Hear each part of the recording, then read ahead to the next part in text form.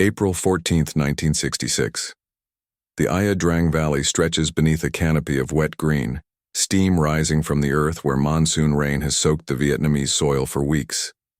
19-year-old Private First Class Michael Chen, a draftee from Sacramento, California, has been in country for 6 weeks. His M16 rifle feels heavier than it should. The barrel is slick with moisture and rust. Around him, 63 other men, most of them teenagers, several only 18, crouch behind makeshift barriers of sandbags and fallen timber. The silence is suffocating. Then it comes. Laughter. Not from his own lines. From the jungle itself. From the Viet Cong position somewhere in the green darkness, approximately 270 meters away. It is not the laughter of confidence. It is the laughter of contempt. Mockery. The sound of enemy soldiers laughing at American boys. Private Chen will later recall this moment in a letter home, written on June 3, 1966. They laughed like we were children playing soldier. I was so angry, Mama. We all were. What neither Chen nor his officers knew on that April morning was that the Viet Cong soldiers in those jungle positions were not men of military excellence. Many were 17, 18, 19 years old themselves. Some had been conscripted only months earlier. They carried Soviet-issue Mosin Nagant rifles from the 1890s. They had no artillery support. They had no air cover. They had been fighting for 3 years without rotation, without leave, without the promise of going home. Yet they laughed. For 3 hours that morning, the Battle of Ia Drang Valley extended beyond the official casualty reports. Young Americans fired thousands of rounds. B-52 bombers circled above, invisible at 30,000 feet. Helicopter gunships unleashed streams of fire. By noon, the Viet Cong had withdrawn, leaving 34 dead on the field. American losses: 8 killed, 23 wounded. In the arithmetic of war, this was considered an American victory. The ratio of enemy casualties to American casualties stood at approximately 4:1. Military analysts in Saigon and Washington noted the disparity. They concluded that American technology and American training would eventually overwhelm North Vietnamese resolve. They believed that attrition would lead to victory.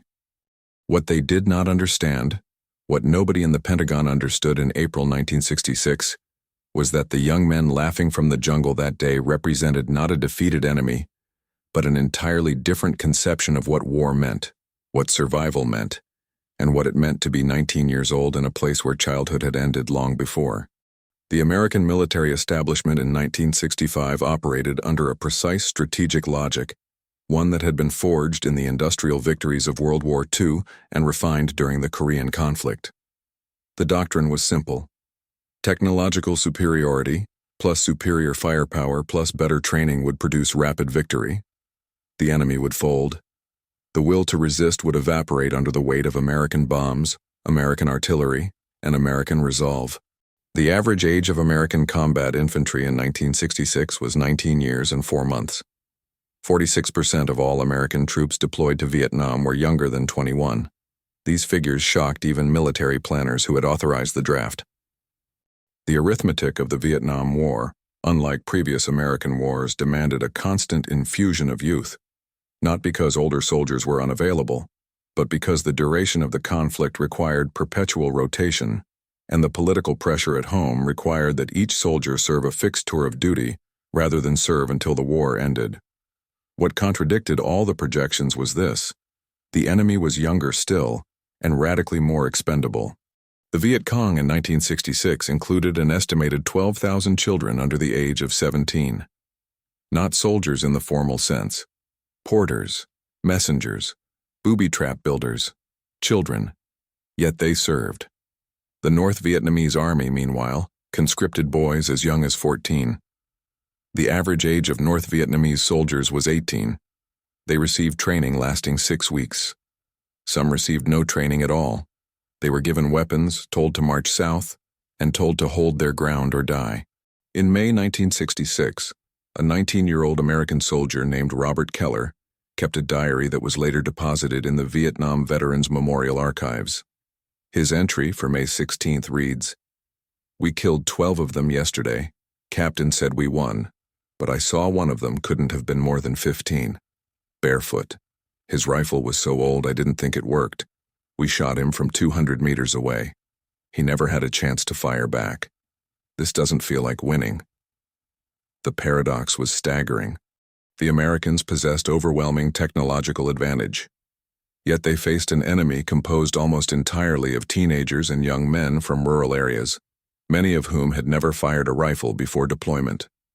In the Ia Drang Valley alone, between November 1965 and April 1966, American forces conducted 47 separate engagements, accumulating a kill ratio of 5.31 against North Vietnamese and Viet Cong forces. And yet, American control of territory did not expand. Enemy numbers did not diminish. By the end of 1966, American troop strength had increased from 184,000 to 385,000. The Pentagon requested additional deployments.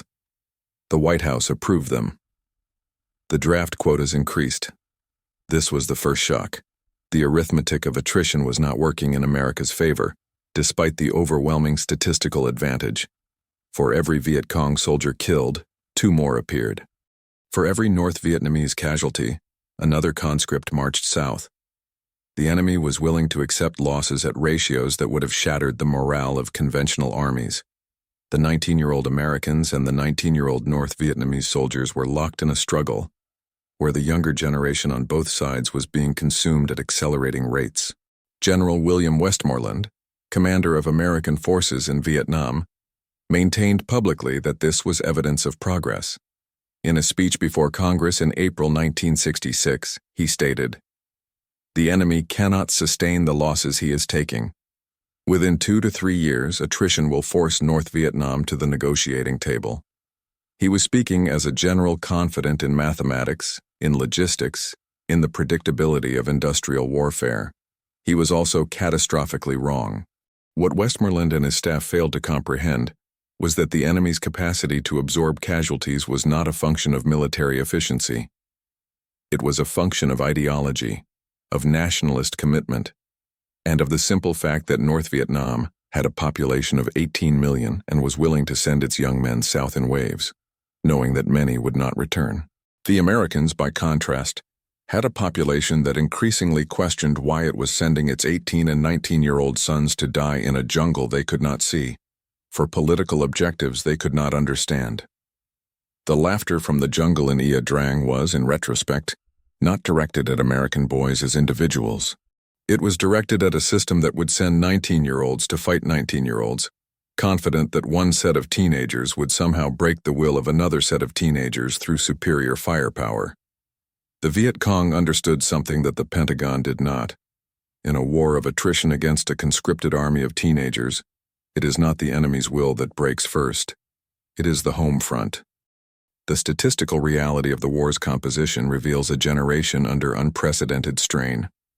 In 1966, the United States defense budget allocated 83% of its spending to the Vietnam conflict.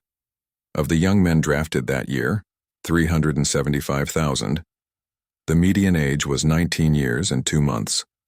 The Marine Corps, which relied more heavily on conscription than the Navy or Air Force, deployed soldiers with an average age of 18 years and 9 months. This was not a war fought by experienced men. It was a war fought by boys. The casualty figures compound this reality into something approaching catastrophe. Between January 1966 and December 1966, American forces suffered 58,000 wounded and 5,614 killed. The North Vietnamese Army and Viet Cong forces suffered an estimated 132,000 casualties, killed, wounded, or captured. To Americans reading the casualty reports in newspapers and hearing them on evening television broadcasts, the mathematics seemed clear. The Americans were winning. The ratios favored the United States. But the statistics concealed a darker arithmetic. The North Vietnamese Army could absorb those losses. In 1966, North Vietnam had a population of 19 million, with approximately 50% aged between 15 and 45. This meant that North Vietnam possessed a potential manpower pool of approximately 5 million men of military age. The government was able to conscript and deploy new soldiers at rates exceeding American casualties by a factor of 3. For every American killed in combat in 1966, North Vietnam could afford to lose 5 soldiers and still increase the total number of troops deployed to the South. American military planners had calculated that the crossover point, the moment at which enemy losses would exceed the enemy's ability to replace them, would occur within 18 to 24 months. General Westmoreland's staff produced projections suggesting that by early 1968, the North Vietnamese army would be unable to maintain combat strength. These projections were based on conventional military theory, drawn from the experience of World War II, where Germany and Japan could not sustain losses at ratios exceeding 3-to-1 against combined Allied forces. Vietnam was different. The North Vietnamese were not fighting to maintain territorial integrity or industrial production. They were fighting for unification. The entire infrastructure of North Vietnamese society, from primary schools to collective farms, was organized around the expectation of perpetual war. Families expected to lose sons. The government expected to lose conscripts. The war had been ongoing in various forms since 1945, first against the French, now against the Americans. A generation of North Vietnamese had known nothing but conflict. In contrast, the American public had expected a rapid victory. President Lyndon B. Johnson had predicted in 1965 that the war would last perhaps 6 months. By 1966, American television screens were showing weekly casualty lists. Sunday newspapers featured photographs of young soldiers in body bags. Parents received letters from draft boards informing them that their teenage sons had been conscripted. The shock that had animated American society in 1964 and 1965 was transforming into something more corrosive. Doubt. The statistical turning point, though not recognized as such at the time, came in the second half of 1966. The number of young men turning 18 in America exceeded the number of available positions in the military draft. For the first time in the war, the draft boards faced a surfeit of candidates. College deferments, which had been granted liberally in earlier years, suddenly became targets of scrutiny. The concept of strategic deferment, allowing young men to avoid military service through attendance at universities deemed essential to national security, became politically toxic. Protesters began burning draft cards. Sit-ins erupted on college campuses. The machinery of the draft, which had seemed stable and secure only months earlier, began to show cracks.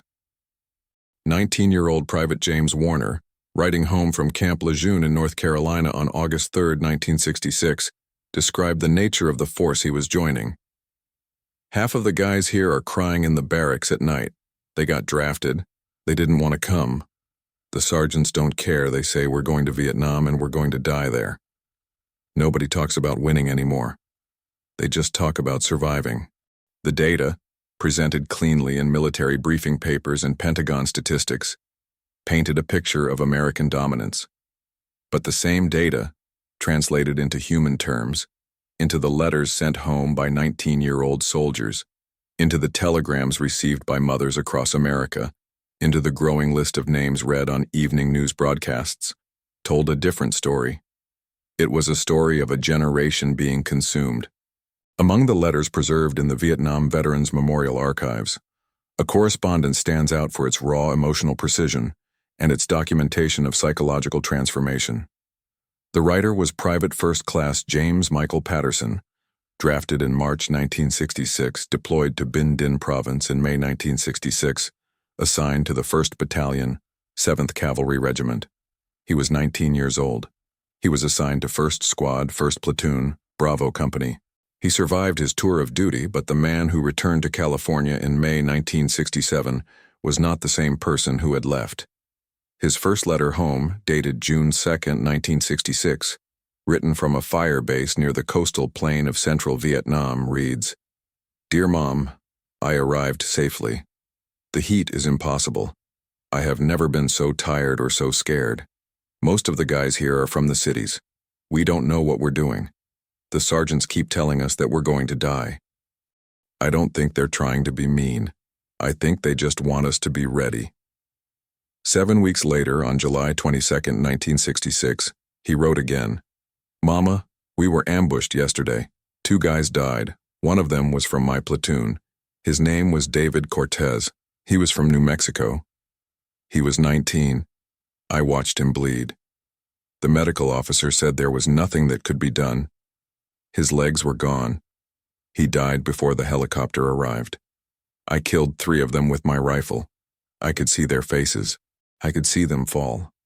I don't know if I feel proud or if I feel sick. I think I feel both. By September, his letters had transformed into something resembling clinical observation, as though his mind had begun to compartmentalize trauma as a survival mechanism. We patrol 6 days a week. We lose 1 to 3 men per week. The replacements arrive by helicopter every Friday. They are all terrified. Most of them are 19 or 20. They last 3 to 6 weeks before they get killed or wounded. The Viet Cong are getting better at ambushes. We are getting better at survival. I don't know if we are winning, but I know we are dying. A letter dated December 18, 1966, reveals the psychological toll of prolonged exposure to combat. I had a nightmare last night. In the dream, I was back in California, and I couldn't remember why I had left. I woke up on a fire base in the jungle and realized it had been real. I tried to go back to sleep but couldn't. I sat with my rifle and watched for sappers until sunrise. Miller, one of the other guys, is talking to himself now. The sergeant says it's normal. Miller keeps repeating the names of the guys we lost. He counts them. He's up to 17. That's just from our platoon. We have 120 men in our company. In early January 1967, Patterson wrote what would become his final letter before his psychological break. Mama, I understand now why they send 19-year-olds to war. It's because we don't have the experience to understand that we should be afraid. We're afraid, but we don't have the wisdom to turn that fear into refusal. By the time we develop that wisdom, we're either dead or we're like me, too numb to care. The Viet Cong that ambushed us last month had rifles from the 1920s. They had no training, they had no supplies, but they had something we don't have anymore. They had certainty. They believed in what they were doing. We believe in nothing. We are here because we were drafted. They are here because they chose to die. That's why they're winning. Patterson was evacuated on February 14, 1967, diagnosed with acute combat fatigue and depressive disorder. He spent 6 weeks in a psychiatric hospital in Da Nang before being rotated back to the United States. His military record indicates that he received a medical discharge in August 1967, not suitable for further military service due to psychological instability. The classification was clinical. The reality was that Private Patterson had seen too much, too quickly, and his 19-year-old mind had been unable to process the cascade of trauma. He was not unique. Psychiatric evacuations increased throughout 1966 and 1967. The Army's own medical records indicate that approximately 30% of American soldiers in Vietnam showed symptoms of acute psychiatric disorder after 3 months of combat exposure. Approximately 50% showed symptoms after 6 months. By the end of a 12-month tour, nearly 70% of combat soldiers exhibited some form of psychological trauma. These were not cowards. These were teenagers asked to kill and to watch their friends die, day after day, in a war that their own government increasingly questioned in private, even as it escalated publicly. The valley of Ia Drang was not an isolated pocket of conflict. It was one node in a vast network of combat zones that stretched across the length and breadth of South Vietnam. The young American soldiers who experienced the shock of jungle warfare in Ia Drang would experience similar shocks from the Mekong Delta in the south to the demilitarized zone in the north. Each region presented different terrain, different enemy tactics, and different psychological challenges. But the core experience remained constant.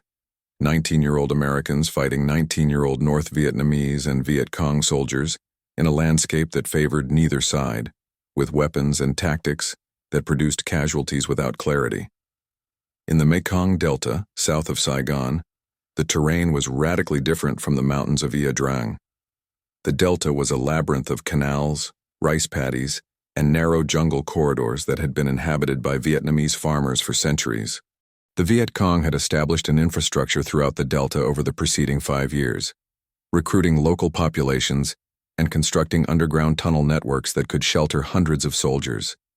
An American soldier assigned to Delta operations in 1966 would spend weeks aboard riverine assault craft, conducting sweeps through narrow waterways, exposed to sniper fire and mine strikes. The enemy in the Delta was often impossible to distinguish from the civilian population. A farmer working in the rice paddy at dawn might be a Viet Cong cell leader at night. 19-year-old Private Second Class Marcus Chen, a native of San Francisco, kept a journal during his deployment to the Delta in late 1966. His entry from October 18, 1966 reads, "We stopped a sampan today with 6 civilians in it. Children. One of them had a grenade strapped to his chest. The child was no more than 12. The captain didn't hesitate. He shot the child. The other civilians jumped into the canal. We don't know if they drowned or if they were VC sympathizers. Nobody knows anything here. We just see, and we shoot." In the Central Highlands, around the village of Pleiku, the terrain rose into mountains covered in dense jungle. Here, the North Vietnamese Army had established sanctuaries and supply lines running south from Hanoi along the Ho Chi Minh Trail. American soldiers assigned to highland operations confronted a different kind of warfare. Extended patrols lasting weeks, with minimal supply lines and constant exposure to ambush. The enemy in the highlands was often hardened North Vietnamese regulars, not local Viet Cong, and they fought with a discipline and tactical sophistication that American soldiers found terrifying. Private Donald Whitmore, 19 years old, from Louisville, Kentucky, deployed to Pleiku in spring 1966. His letters home describe the psychological toll of mountain warfare. "The jungle here is so thick that you can't see more than 30 meters in any direction. We are always ambushed. We never ambush them. By the time we see them, men are already dying. The medics can't get to the wounded fast enough. Sometimes we have to leave them." The captain says abandoning the wounded is necessary to preserve the unit. "I don't know if I can live with that." Along the coast in Quang Ngai and Quang Tri provinces, American soldiers fought in terrain that alternated between mountains and beaches. Here, the North Vietnamese Army used the coastal plain as a corridor for movement, and American forces attempted to intercept supply convoys and prevent infiltration. 19-year-old Lance Corporal Michael Torres, a Marine from San Antonio, Texas, described the peculiar horror of coastal combat. "The mountains are right there, and the ocean is right there. We patrol the space between them. We find bodies in the water sometimes. Vietnamese, American, we can't tell. The crabs have eaten the faces." Spanning all these regions from the Delta to the coast to the highlands was a single reality. The average age of American combat soldiers was 19, and the average age of North Vietnamese and Viet Cong soldiers was 18. Across the entire country, a generation of teenagers was engaged in combat. The North Vietnamese Politburo accepted this as a cost of unification.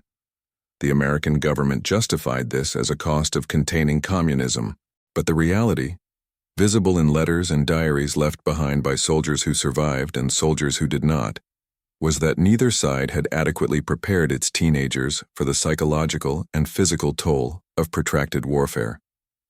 By the end of 1966, American troop strength had reached 485,000. North Vietnamese and Viet Cong forces had grown to approximately 280,000. The war had expanded from a regional conflict into a vast machinery of attrition that consumed teenagers at rates unprecedented in American military history. Every province in South Vietnam was a potential combat zone. Every 19-year-old American soldier was a potential casualty. The geographic expansion of the war was also an expansion of psychological trauma, distributed across an entire generation. The year 1967 opened with a strategic paradox that would eventually undermine American confidence in the war's trajectory. The operational temperature of American military activity had increased dramatically. Rolling Thunder, the bombing campaign against North Vietnam that had begun in March 1965, had evolved into an increasingly intensive assault. By January 1967, American bombers were flying approximately 300 sorties per day over North Vietnam. The total tonnage of ordnance dropped on North Vietnam reached 500,000 tons in 1966 alone, more tonnage than had been dropped on Japan during the entire Pacific War. And yet, North Vietnamese infiltration into the South continued to accelerate. Intelligence reports classified at the time revealed that American bombing had achieved minimal strategic effect. Supply lines remained functional. North Vietnamese morale, according to military intelligence summaries, remained high. North Vietnam's industrial capacity, assessed by the CIA to be modest to begin with, had been supplemented by accelerated shipments of military equipment from the Soviet Union and China. By early 1967, the North Vietnamese Army had acquired hundreds of anti-aircraft weapons, including Soviet SA-2 surface-to-air missiles, forcing American pilots to fly at lower altitudes and exposing them to increased ground fire. For 19-year-old soldiers fighting in the South, the strategic stalemate manifested as a psychological one. Private Robert Kelly, a rifleman with the 3rd Battalion, 22nd Infantry Regiment, wrote in a letter dated January 15, 1967, "We're told that we're winning. The generals say that the enemy is being worn down, but we see them every day. We kill them every day, and they keep coming. Yesterday we killed 12. Today we killed 18. Tomorrow they'll be back." The officers don't say anything about this anymore. They just tell us to keep shooting. The operational picture deteriorated through the spring and summer of 1967. North Vietnamese Army units were reported in areas previously considered secure. The Viet Cong presence in the Mekong Delta, supposedly decimated by American pacification programs, remained robust. American casualty rates increased. In June 1967 alone, American forces suffered 279 killed in action, a monthly toll comparable to the worst months of the previous year. The Pentagon released casualty figures that emphasized the kill ratio, which continued to favor American forces. But the raw numbers of American deaths and wounded continued to rise in absolute terms. The psychological impact of this stalemate on a generation of 19-year-old soldiers was profound. They had been told that American power would break the enemy's will. They had been told that North Vietnam was an impoverished peasant nation that could not compete with American technology and resources. They had been told that the Viet Cong were disorganized and demoralized. None of these assertions had proved true. In August 1967, Private First Class David Morrison, a soldier from Milwaukee, Wisconsin, wrote a letter that was later archived by the Veterans History Project. "The officers are lying to us. Not deliberately, I think. They're lying to themselves first, and then they're lying to us. They believe what they say about victory being close. But we don't believe it anymore. We see the same VC units fighting us month after month. We see them get reinforced. We see their tactics improve. We don't see any indication that they're close to surrendering. We see indication that we might be." The political situation in the United States, meanwhile, had begun to fracture. Anti-war protests erupted on college campuses throughout the country. In October 1967, a demonstration at the Pentagon attracted 50,000 protesters. The draft was increasingly viewed as unjust, with young men from wealthy families obtaining deferments while working-class teenagers were conscripted. The credibility of government officials began to erode, particularly after published casualty figures appeared to contradict previous statements about progress in the war. General Westmoreland, recognizing the political implications of growing dissent, returned to the United States in November 1967 to reassure Congress and the American public. On November 21, 1967, he addressed a joint session of Congress stating, "We have reached an important point when the end begins to come into view." He predicted that American forces would be able to begin withdrawals within the next 2 years if current trends continued. 47 days later, on January 30, 1968, the Viet Cong and North Vietnamese Army launched the Tet Offensive, a massive coordinated assault on cities and bases throughout South Vietnam. In a single night, the enemy attacked the U.S. Embassy in Saigon, 36 of the 44 provincial capitals, and numerous military installations. The Tet Offensive would prove to be a military defeat for North Vietnam and the Viet Cong. American and South Vietnamese forces repelled the attacks, inflicting approximately 45,000 casualties on the attackers. American casualties in the initial weeks of Tet reached 3,000 killed and 15,000 wounded. Yet despite the military defeat, the Tet Offensive proved to be a strategic victory for North Vietnam. American television news, which had previously emphasized American military successes and casualty ratios favoring the United States, now showed images of street fighting in the heart of Saigon, of American soldiers dying in urban combat they had expected to avoid. For 19-year-old American soldiers, Tet represented a fundamental rupture in their understanding of the war's trajectory. They had been told they were winning. They had been told the enemy was disorganized and demoralized. The enemy response at Tet, though militarily defeated, demonstrated that these assessments had been catastrophically wrong. The war, which had been supposed to last 6 months or a year, had evolved into an indefinite nightmare of attrition and violence. The period between the Tet Offensive of January 1968 and the end of that year witnessed a radical transformation in American military strategy, presidential politics, and the psychological state of an entire generation of 19-year-old soldiers. The Tet Offensive had shattered the narrative of American progress that had been maintained by the Pentagon and the White House. Simultaneously, it had precipitated a crisis of civilian leadership that would reshape American politics and the nature of the war itself. In the immediate aftermath of Tet, General Westmoreland requested an additional 200,000 American troops, bringing total American force strength to approximately 750,000. The Pentagon, after internal debate, endorsed this request. However, President Johnson, recognizing the political implications of such a massive escalation, rejected the request and instead announced a partial bombing halt over North Vietnam and his decision not to seek re-election in 1968. For the soldiers in the field, these political developments were irrelevant. What mattered was that the enemy, despite catastrophic casualties at Tet, had proven capable of mounting a massive offensive and had successfully demonstrated that American military control over the country was far less comprehensive than official statements had suggested. This realization transformed the psychological state of American combat troops. 19-year-old Private Anthony Giordano, a New York-born soldier with the 9th Infantry Division, kept a journal throughout 1968. His entry for February 1, 1968 reads, "We heard that we lost Saigon yesterday. An officer told us it was a strategic withdrawal. I asked him what that meant. He said it meant the VC owned the capital for a few hours. He said that was a victory because we took it back. Nobody believes this anymore. We all know they could have killed more of us if they wanted to. They let us take it back. They chose to let us win."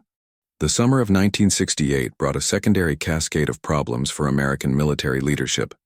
The discovery of the My Lai massacre, in which American soldiers of Charlie Company, 1st Battalion, 20th Infantry Regiment, had killed between 300 and 400 Vietnamese civilians in March 1968, became public knowledge.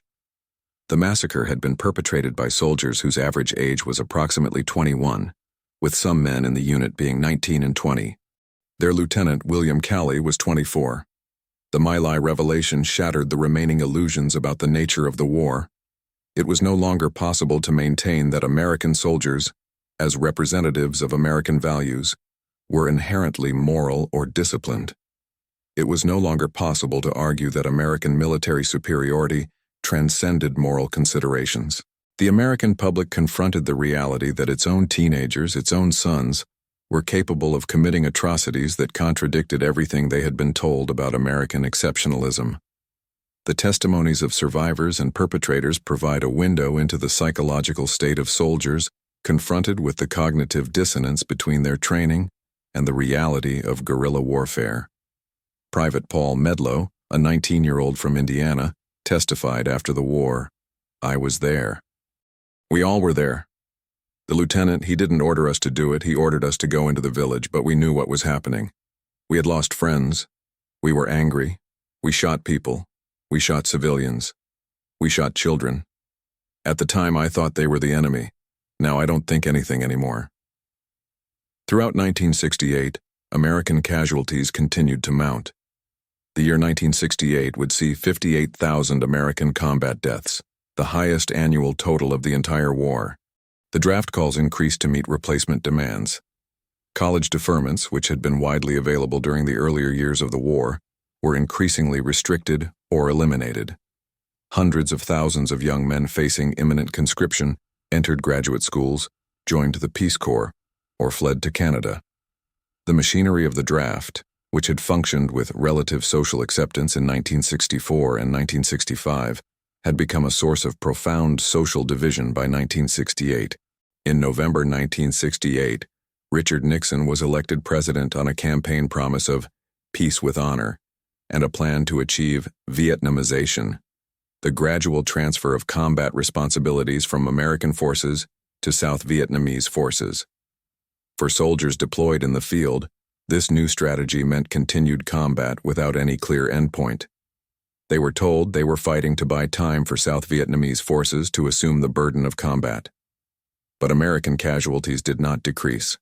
In fact, they accelerated in 1969 as American forces continued large-scale operations while simultaneously preparing to withdraw. Private Joseph Mulkey, 19 years old, from Boston, Massachusetts, wrote in a letter dated December 15, 1968, "They say they're ending the war, but I'm being sent to the jungle again for 6 more months. My friends are getting shot every day. The village we're supposed to protect doesn't want us here. The South Vietnamese army is useless. We're told we're winning. We're told we're transitioning to Vietnamization. We're told we're going home. None of it makes sense. I just want to survive." The contradiction between the political narrative of de-escalation and the military reality of continued combat defined the experience of American soldiers in 1969 and 1970. They were asked to fight and die in a war that their own government was officially ending. They were asked to maintain combat effectiveness while their country debated withdrawal. They were teenagers caught in a strategic limbo created by political necessity and military inertia. The return of American soldiers from Vietnam to the United States between 1967 and 1973 coincided with the most profound social and political turbulence in American society since the Civil War. The soldiers who came home were not welcomed as heroes. They arrived in civilian clothes, often in civilian airports, to a country that had fractured into opposing camps over the question of the war's justification and conduct. Some were greeted by family members at airports and train stations. Others returned to empty apartments and uncertain employment prospects. The transformation that had occurred in these soldiers over their tours of duty was profound. They had left America as teenagers, many of them unsophisticated in their understanding of geopolitics, culture, or moral complexity. They had spent 12 months, or in some cases, multiple tours totaling 18 or 24 months, in a war that tested the limits of their psychological endurance. They had witnessed friends die. They had killed. They had been wounded, whether physically or psychologically. They had been exposed to drugs, to sexual exploitation, to moral ambiguity. They had developed survival skills that had little application in civilian life. 19-year-old Private Robert Jackson from Atlanta, Georgia, served a tour of duty from April 1967 to April 1968. His written reflections, deposited in the Vietnam Veterans Memorial Archives, describe the psychological disorientation of return. "I came home on April 15, 1968. The war was on television, but it looked different than it felt. People in the streets were protesting. They called us baby killers. They called us murderers. Some of them had been my friends before I was drafted. I didn't know how to respond. I had just been trying to survive. I had just been trying to keep the people around me alive. Now I was told by strangers that I was evil." The prevalence of psychological trauma among Vietnam veterans was substantially higher than had been acknowledged by military leadership or the Veterans Administration at the time. Epidemiological studies conducted after the war's conclusion indicated that approximately 30% of Vietnam combat veterans suffered from post-traumatic stress disorder, a diagnostic category that was only formally recognized by the American Psychiatric Association in 1980. These were men who experienced intrusive memories of combat, nightmares, hypervigilance, and emotional numbing that persisted decades after their military service had ended. Private James Chen, The 19-year-old soldier from Sacramento whose earlier letters documented the early stages of psychological fragmentation returned to California in October 1968. His family, who had been eager for his return, found themselves confronted with a person who seemed emotionally distant and prone to sudden outbursts of rage or withdrawal. In a letter written to a Veterans Administration psychologist in 1972, Chen described his experience. "I came home different. My mother didn't recognize me at first, not because of my appearance, but because of something in my eyes. She said later that it was like I wasn't there, like the person who came back was only the body. The mind was still in the jungle." The crisis in American cities during the summer and fall of 1968 exacerbated the alienation experienced by returning soldiers. Martin Luther King Jr. was assassinated in April 1968. Robert Kennedy was assassinated in June 1968. Urban riots erupted in more than 100 American cities. The Democratic National Convention in Chicago in August 1968 descended into violence as police confronted anti-war protesters in the streets. The country that these soldiers had been told they were defending appeared to be tearing itself apart. Many soldiers returning from Vietnam experienced a profound disconnect between their sacrifice and the political reality awaiting them. They had been told that they were fighting to defend American values and American interests. They came home to discover that a significant portion of the American public viewed the war as immoral, and by extension, viewed soldiers who had fought in it as complicit in that immorality. Some soldiers responded by retreating into silence about their service. Others became vocal defenders of the war.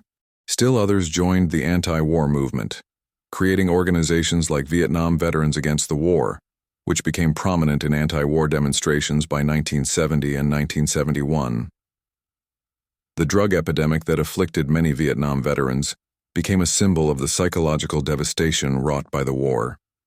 American servicemen, many of them 19 and 20 years old, had easy access to heroin in Vietnam. The purity and availability of heroin in Saigon and other South Vietnamese cities far exceeded what was available in the United States. The conditions of the war, the stress, the fear, the psychological pain, created circumstances conducive to addiction.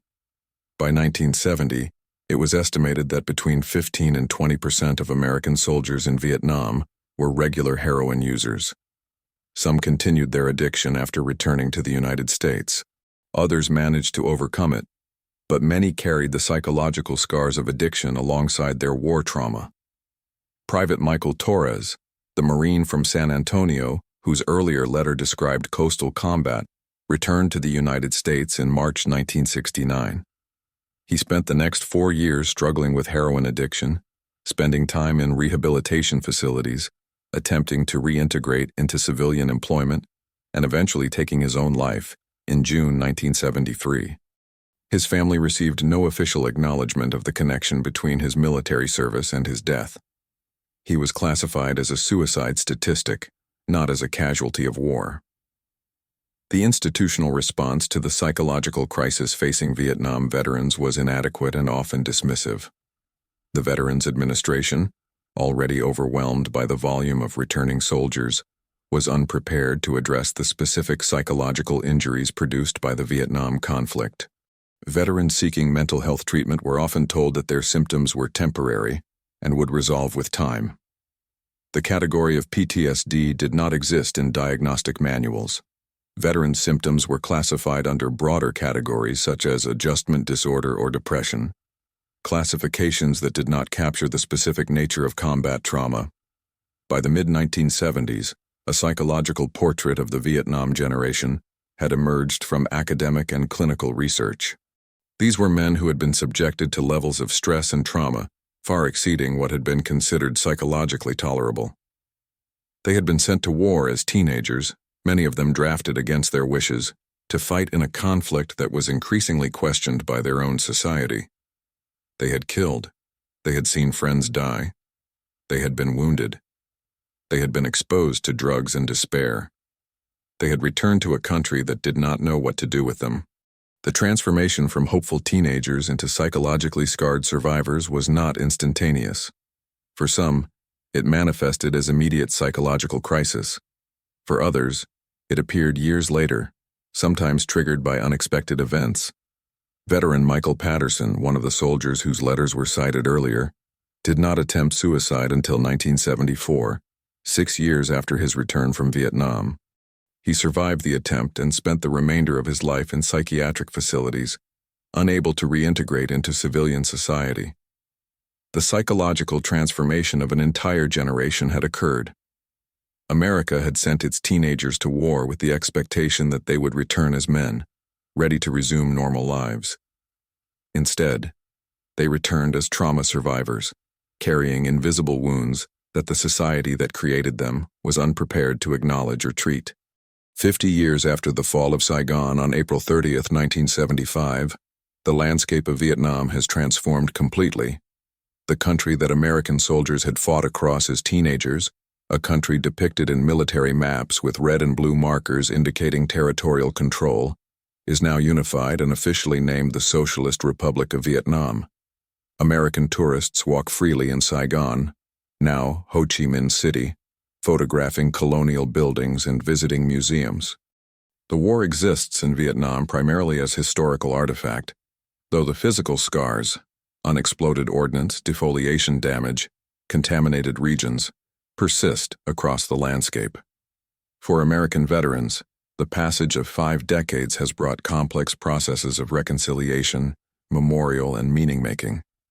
Many of the 19-year-old soldiers of 1966 are now in their 70s.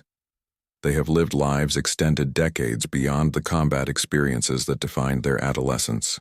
Some have built successful careers and families. Others have struggled with persistent psychological and physical disabilities. Many have attempted, with varying degrees of success, to integrate their war experience into a coherent life narrative. The Vietnam Veterans Memorial, constructed in Washington, D.C. and dedicated on November 13, 1982, has become the most visited war memorial in the United States. The wall, inscribed with the names of 58,318 Americans killed in the Vietnam War, has become a site of pilgrimage for veterans and family members seeking to process grief and loss. The average age of those whose names appear on the wall is 22. Many were 19, 20, or 21 when they died. In Vietnam itself, reconciliation has proceeded along different lines. The war ended with a North Vietnamese victory and the unification of the country under communist control. The country that American soldiers had been told would fall to communism if the United States did not intervene, did exactly that. The political outcome that military strategists had fought to prevent occurred anyway, yet the world did not end. Domino theory, the strategic rationale for American intervention, proved to be incorrect. Subsequent events demonstrated that communist nations were not monolithic, that Vietnam would pursue its own interests rather than serve as a proxy for Soviet or Chinese power, and that the strategic catastrophe predicted by American policymakers did not materialize. Veteran reconciliation programs have brought American former soldiers back to Vietnam to meet with North Vietnamese and Viet Cong veterans. These encounters have produced complex emotional responses. Men who had been bitter enemies in 1966 and 1967 and 1968 now sit across from one another as elderly men, discussing their experiences and recognizing shared losses. Conversations that seemed impossible during the war have become possible in its aftermath. One such encounter took place in Ho Chi Minh City in 2003. Veteran David Morrison, the soldier from Milwaukee who had written skeptically about military claims of progress in 1967, met with Nguyen Duc Thang, a former Viet Cong platoon leader who had fought in the same region where Morrison had served. Morrison was 57 years old. Thang was 61. They discovered that they had likely encountered each other's units on multiple occasions without ever directly confronting one another. They discovered that they had both lost close friends in the war and had both struggled with the aftermath for decades. Morrison reported later, "We sat and drank tea and talked about men we both knew who had died. We wept." He spoke of his wife, who had died years ago from complications related to Agent Orange exposure. "I spoke of my friend Thomas, who had committed suicide in 1974. We were enemies because we were told to be enemies. But we had more in common with each other than we had with the political leaders who sent us to war." The physical and health consequences of the war continued to manifest decades after the conflict's conclusion. Agent Orange, the chemical defoliant sprayed across vast areas of Vietnam by the United States Air Force, had contaminated the landscape with dioxin, a compound considered among the most toxic substances known. Vietnamese civilians exposed to Agent Orange reported increased rates of cancer, birth defects, and psychological trauma across generations. American veterans exposed to Agent Orange reported similar health consequences.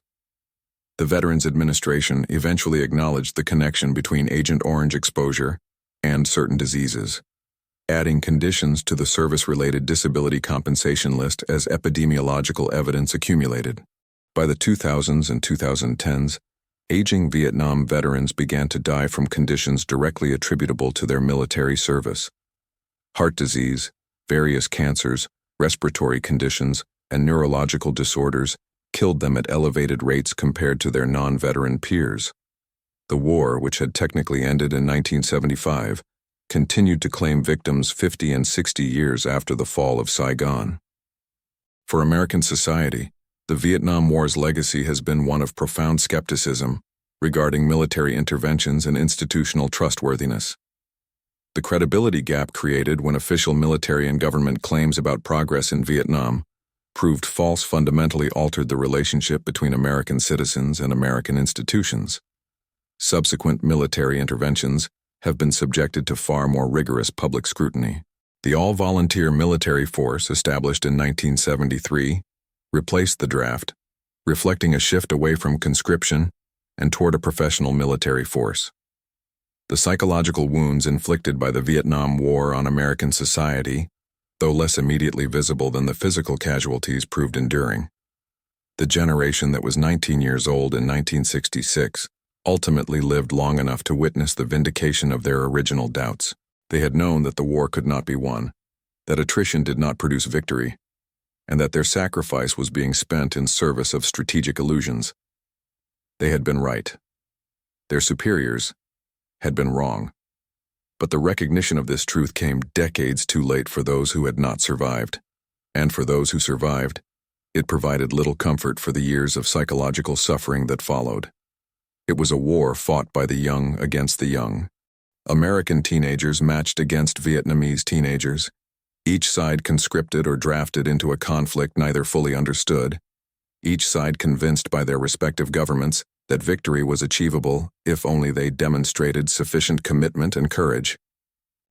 It was a war in which the technology that was supposed to guarantee victory, radar-guided missiles, napalm, B-52 bombers, and helicopters, encountered an enemy willing to absorb casualties at ratios that contradicted all conventional military theory. It was a war in which the strategic doctrine of attrition broke against the reality of a population willing to sacrifice its young at rates that exceeded even American casualty tolerance. The Viet Cong soldiers who laughed at the American teenagers in the Ia Drang Valley in April 1966 were not laughing at cowards. They were not laughing at inferior soldiers. They were laughing at an absurdity that two sets of teenagers, neither of whom had chosen to be there, would be matched against each other in a landscape that belonged to neither of them, fighting for political objectives that neither fully comprehended. The laughter was the only appropriate response to such an arrangement. It was the laughter of men who recognized an obscenity. What the Viet Cong could not have anticipated, and what even American military leadership did not fully appreciate, was the psychological toll that such warfare would inflict on a generation. The teenagers sent to Vietnam in 1965 and 1966 were not prepared for the reality they encountered. No amount of basic training, no amount of ideological indoctrination, no amount of technological superiority could prepare 18 and 19-year-old boys for the experience of war at that scale and that intensity. They arrived in country, were exposed to combat, developed psychological mechanisms to survive that combat, and then were expected to return to normal civilian life and resume the trajectory of American adolescence and young adulthood. For many, this proved impossible. The psychological damage inflicted by their service preceded them home and followed them throughout the remainder of their lives. They had been asked to commit acts that contradicted their moral training, They had been exposed to environments of chaos and death. They had been told by their government that their sacrifice was in service of noble objectives, only to discover that those objectives were unattainable and possibly delusional. They had returned to a society that was hostile to them, that blamed them for the war's failures, that denied them the social recognition granted to soldiers in previous American wars. The Vietnam War remains the most divisive military conflict in American history since the Civil War. It remains incompletely processed by American society. The war did not produce a clear victor or a clear resolution. It ended with Communist North Vietnam achieving its objective of unifying the country under communist rule, but in a manner that demonstrated the limitations of both communist ideology and American military power. It produced no heroes in the conventional sense, no clear-cut victory that could be celebrated and memorialized, no narrative clarity that allowed Americans to move forward with confidence in their institutions and their government. The men who were 19 years old in Vietnam in 1966 are now in their late 70s and early 80s. The number of surviving Vietnam veterans decreases annually. Within a generation, there will be no one left who experienced the war directly. What will remain will be records, documents, letters, oral histories, and the accumulated institutional memory preserved in museums and memorial sites. The war will become history, abstracted from the lived experience of the men and women who endured it. But the legacy of that war, the skepticism toward governmental authority, the questioning of military intervention, the recognition of the human costs of war, the acknowledgement of psychological trauma as a legitimate injury, continues to shape American society. Every subsequent military deployment, every new conflict exists in the shadow of Vietnam. The expectation of rapid victory, of clear-cut strategic objectives, of a population willing to sacrifice its young without complaint, all these expectations have been fundamentally altered by the experience of Vietnam. The 19-year-old soldiers sent to Vietnam were not asked whether they wished to go.